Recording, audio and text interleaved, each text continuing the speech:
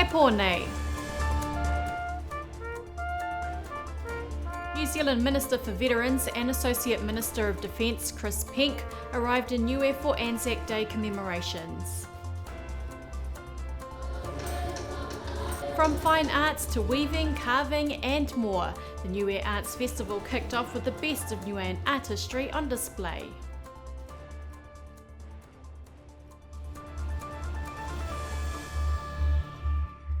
Ke he tau lukuluku whenua he taonga Niue whakaloflahi atu. Welcome to BCN News.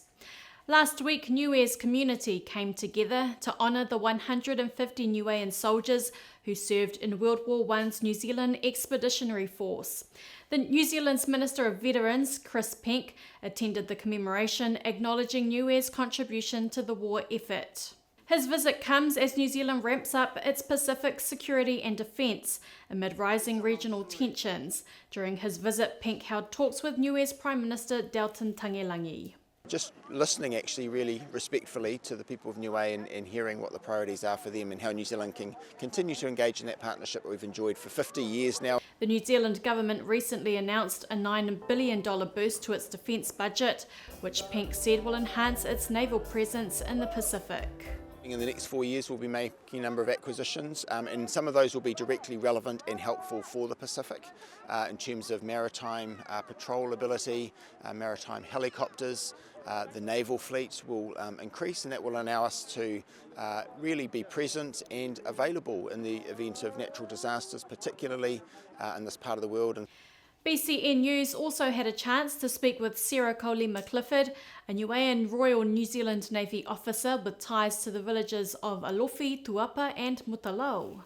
She was part of the delegation that accompanied New Zealand Veterans Minister Chris Penk to the Anzac Dawn Parade. So my father hails from Niue. I was born and raised in New Zealand, so it's an honour to be back here on the island to commemorate Anzac Day. Especially for the 150 soldiers that took part in the World War I. 3 other Niuean officers, Sergeant Louis Toa Nicholas, Aircraftman Hekau Kaliomiha Whaneva, and Air Warfare Specialist Arwin Malua were also part of the New Zealand delegation. To Niue's Arts Festival now, the best of Niue art was on display last week as locals came together for one of the most highly anticipated events on the Niue calendar. This year's festival featured works from Niue's youngest creatives to seasoned veterans. Here's Mere Satakala with the story. In his address at the opening of the Niue Arts Festival, Prime Minister Dalton Tangelangi welcomed everyone young and old to the 3 days festival, kicking things off with a lineup of events during the week.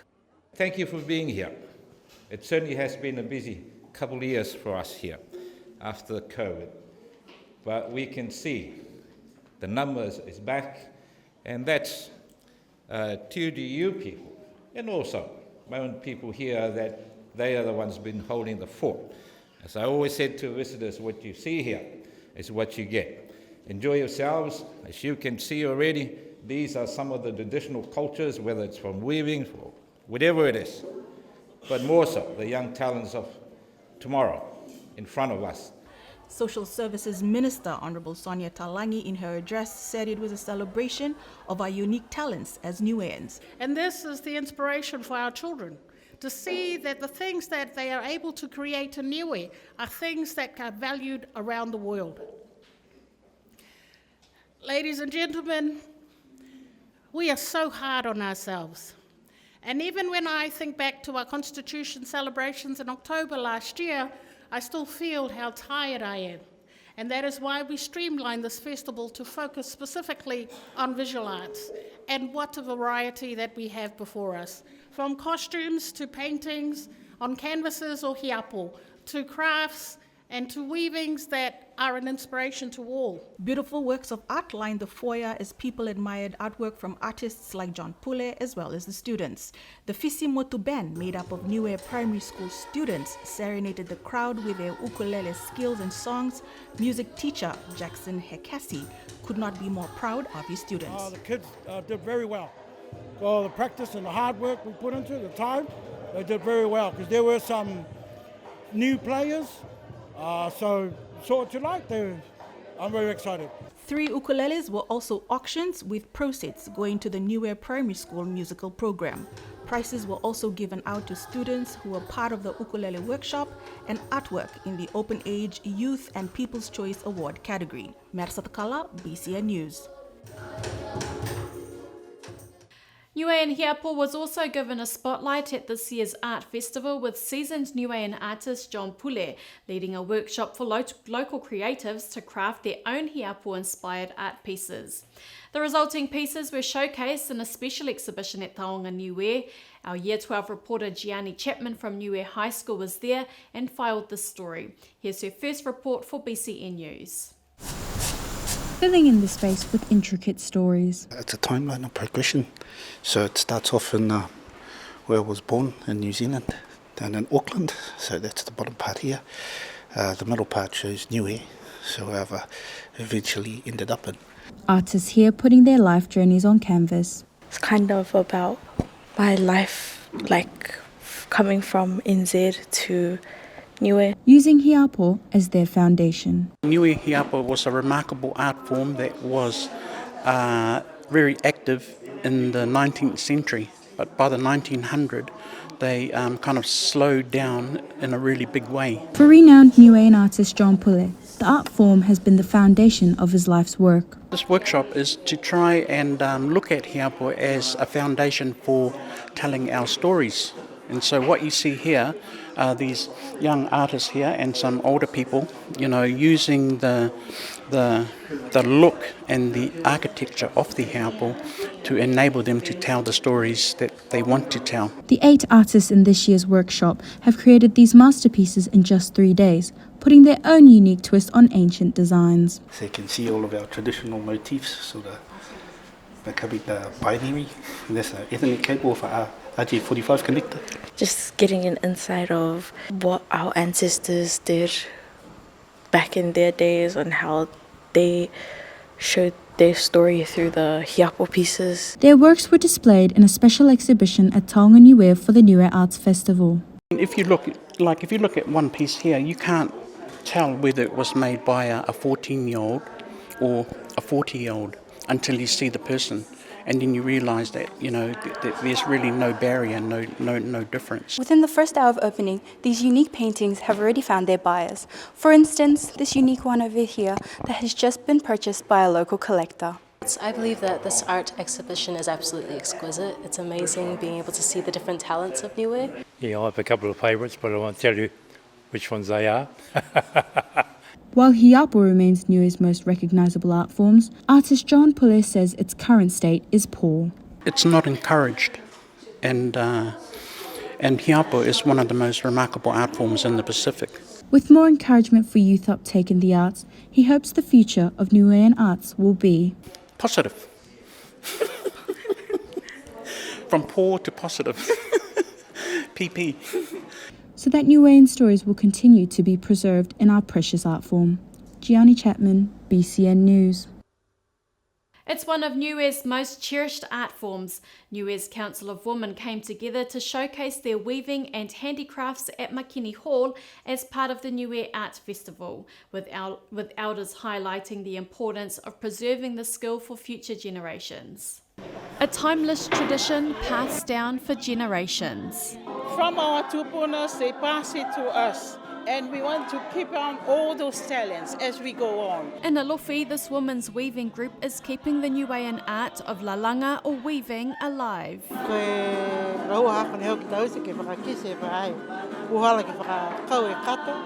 Like that. Every Wednesday, the group gathers here at Makini Hall, while transforming strips of pandanus into works of art. It's their chance to also catch up.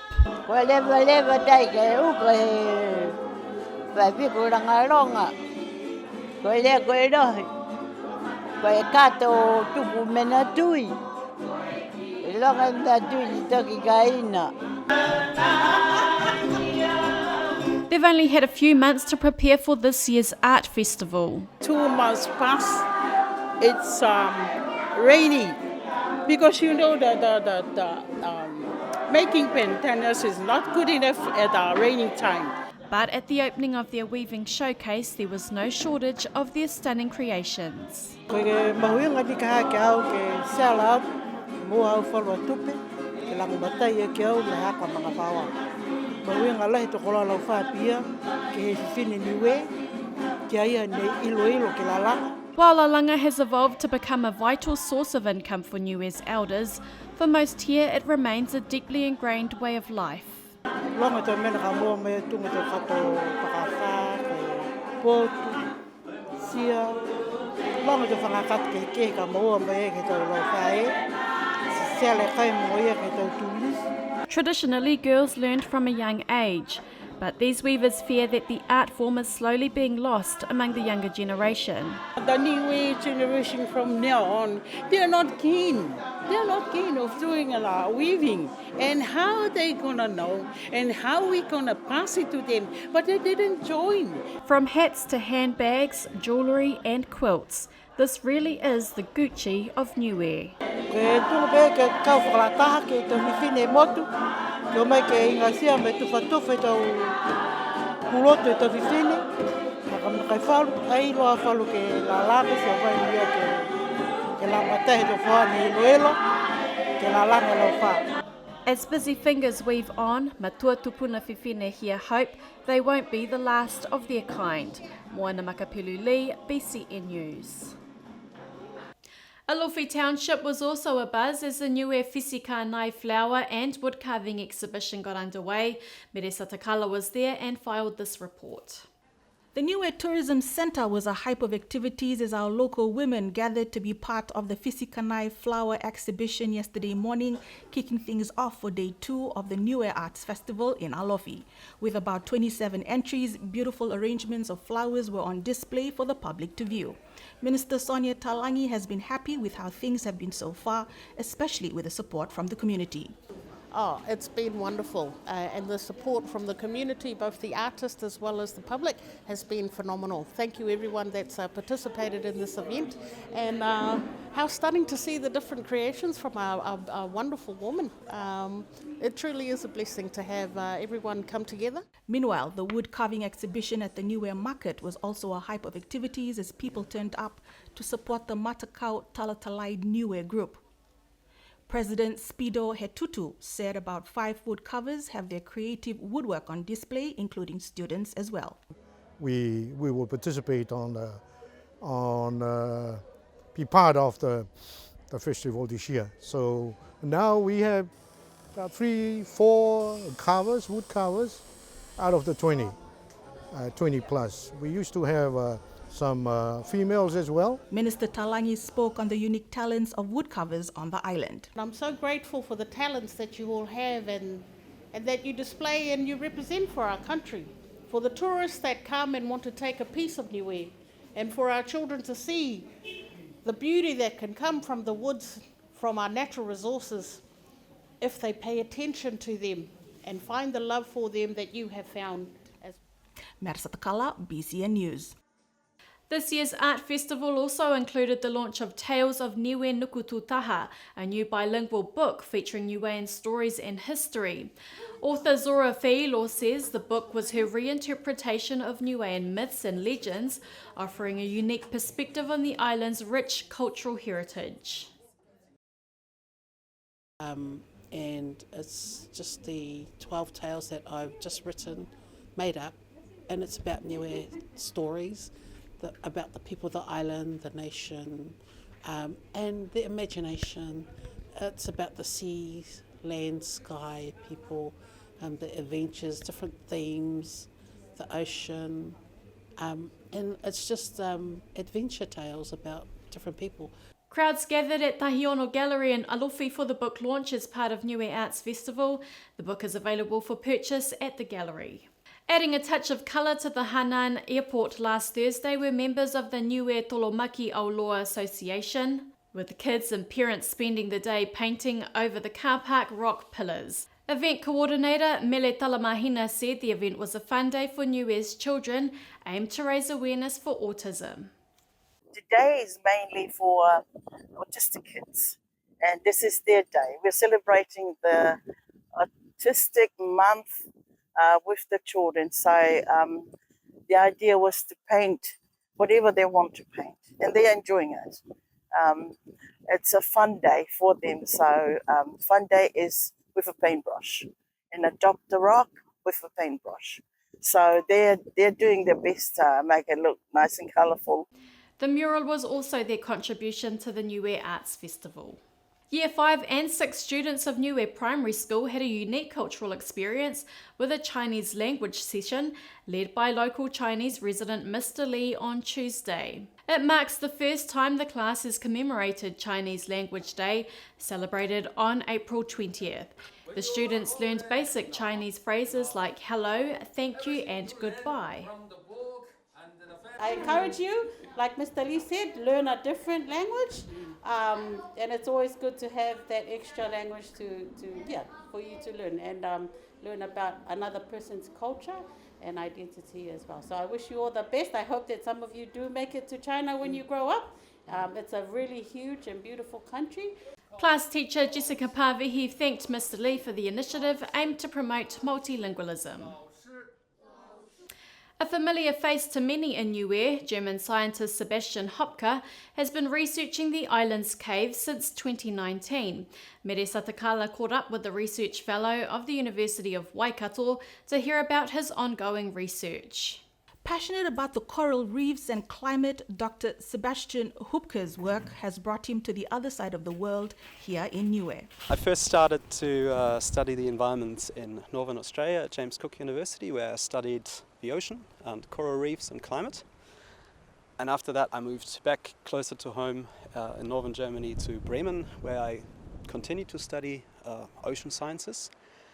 And then I moved over to New Zealand to study caves. His work involves a sampling of cave waters and minerals with a 2-member team that have been monitoring the Anapala Caves and Ulupaka Caves since September 2019 until now. Yeah, so over the past 6 or so years, I've mainly been looking at environmental processes in cave systems and limestone systems. So basically, the rainwater, when it comes out of the sky, it carries some chemical information in them.